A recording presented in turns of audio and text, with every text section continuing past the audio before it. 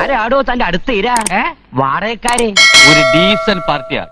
എയറിലാവുന്നു എന്നുള്ളതിനെ ഞാൻ വലിയ കാര്യമാക്കണില്ല. എവിടേക്ക് അന്വേഷിച്ചെന്നറിയാമോ? പത്രത്തിൽ കൊടുക്കാൻ പോയതാ. എയറിലാവുന്നു എന്നുള്ളതിനെ ഞാൻ വലിയ കാര്യമാക്കണില്ല. അതെങ്ങനെ എയറിലായി മനസ്സിലായില്ല. അതായത് കറക്റ്റ് എനിക്കും അറിഞ്ഞൂടാ കേട്ടോ. ബെസ്റ്റ്. നമ്മളിപ്പോ ഒരു ഹോട്ടൽ റൂം എടുത്തു കഴിയുമ്പോഴത്തേക്കും എനിക്ക് എന്റെ ജോലി ഇതുപോലെ വൃത്തിയാക്കലായതുകൊണ്ട് അറിയാം എവിടെയൊക്കെ ഹിഡൻ സ്പോട്സിൽ പൊടി ഉണ്ടാവും അല്ലെ അഴുക്കുണ്ടാവും എന്നുള്ളത്. ആണോ? ഭയങ്കര. അങ്ങനെയുള്ള ഇഷ്യൂസ് വരുമ്പോഴത്തേക്കും ഞാൻ അതിനെ പ്രോപ്പറായിട്ട് ഒരു വീഡിയോ ആക്കുന്നു. അതുപോലെ പല സ്ഥലങ്ങളിൽ പോകുമ്പോ നിങ്ങൾ അത് വീഡിയോ ആക്കും. എക്സാക്ട്ലി. ഓ, നിന്റെ ബുദ്ധി വിമാനമാണല്ലോ. ഇങ്ങനെ എന്തെങ്കിലുമൊക്കെ പറയുമ്പോഴേ എന്റെ മനസ്സിനൊരു സന്തോഷം ഉണ്ടാവുള്ളൂ. ഞാൻ എന്റെ സന്തോഷം നോക്കിയാ പോരെ. ഇവക്ക് അലർജിയാണ് വൈഫിന്. അപ്പം കുറെ നാളായിട്ട് ഭയങ്കര ബുദ്ധിമുട്ടായിരുന്നു. ഇവ ട്രീറ്റ്മെന്റ് തുടങ്ങിയിട്ട് അത്യാവശ്യം കുറവുണ്ട് കേട്ടോ.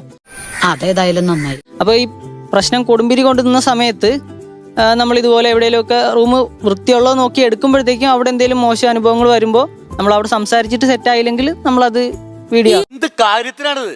ഒരു സുഖം, ഒരു മനസുഖം. ഇടയ്ക്ക് ഒരു ഹോട്ടലിന്റെ റൂം നിങ്ങളാണോ ഇട്ടിരുന്നത്? ഞാൻ ആക്ച്വലി ആരാ എന്താന്ന് ഓർക്കണത്. പ്രശ്നമാണോ? അപ്പൊ താൻ ആരാണെന്ന് സ്വയം ഒരു ബോധം ഉണ്ടല്ലോ. നന്നായി. ഇല്ല എനിക്ക് ഞാൻ പൈസ കൊടുത്ത് ഒരു ഫെസിലിറ്റി എടുക്കുമ്പോ അവിടെ ബേസിക് ആയിട്ടുള്ള കാര്യങ്ങൾ കിട്ടിയില്ലേ മാത്രമേ ഞാൻ പ്രശ്നം ഉണ്ടാക്കുള്ളൂ. അല്ലാത്ത ഞാൻ പ്രശ്നക്കാരനല്ല കേട്ടോ. നിനക്കതൊക്കെ എങ്ങനെയാ സാധിക്കുന്നത്? വെറുതെ ഒരു വർഷക്കാരൻ. എനിക്ക് ഒരു പാലക്കാട് ഒരു ഹോട്ടലിൽ ഭക്ഷണം കഴിച്ചിട്ട് കൈ കഴുകാൻ പോയി നിൽക്കുക. കൈ കഴുകിയിട്ട് ഈ കണ്ണാടി ഇങ്ങനെ നോക്കിയിട്ട് ഇങ്ങനെ കാണിക്കാം. എന്തോ കുത്തി പറയുന്ന പോലെ എനിക്ക് ഫീൽ ചെയ്യുന്നുണ്ട് കേട്ടോ.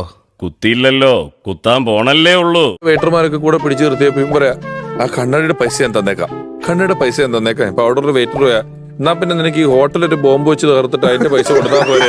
ഇത്രയും വലിയ ഗതികെട്ടവൻ ഈ ലോകത്ത് വേറെ ആരെങ്കിലും ഉണ്ടാവും എന്റെ കർത്താവേ. അതിൽ ഇത് വെയിലിരുന്ന പാമ്പായിരുന്നു. പോണതിന് മുമ്പ് ഇനി ഫ്ലോർ വൃത്തിയില്ല എന്ന് പറഞ്ഞ് ഇവിടെ കിടന്ന് വഴക്കുണ്ടാക്കുമെന്നുള്ള എന്റെ പേര്.